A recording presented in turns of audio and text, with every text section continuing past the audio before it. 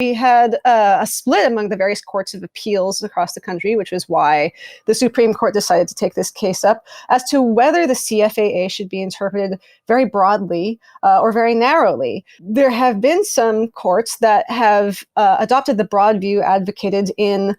some high-profile prosecutions and by private plaintiffs that really go beyond what you accurately identified is the core purpose of the CFAA, which is to prohibit computer hacking. And yet we'd seen the law used to punish people for things that went far afield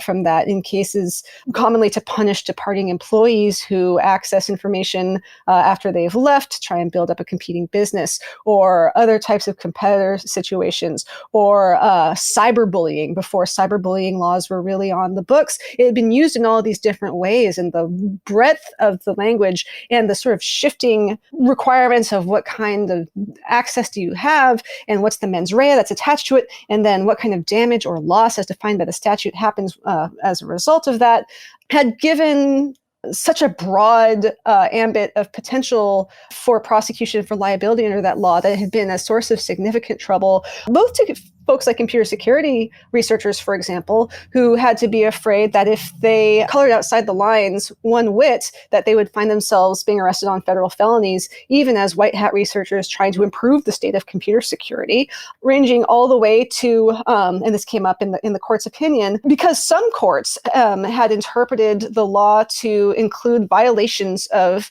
acceptable use policies or of terms of service. Now suddenly, anytime you fib about your height on a dating profile, now you're a federal felon, right? Under this law, that's goes pretty far from the central concern about making it illegal to hack and damage computer systems. And so when the court issued this opinion, a lot of us really breathed a sigh of relief, because it pretty clearly sides with courts of appeals, including the Ninth Circuit, where I live, that have said, no, you cannot turn a violation of a private policy that is subject to change at any time and allow, private drafters to hold in their hands the power to turn conduct that goes beyond those terms into a federal crime.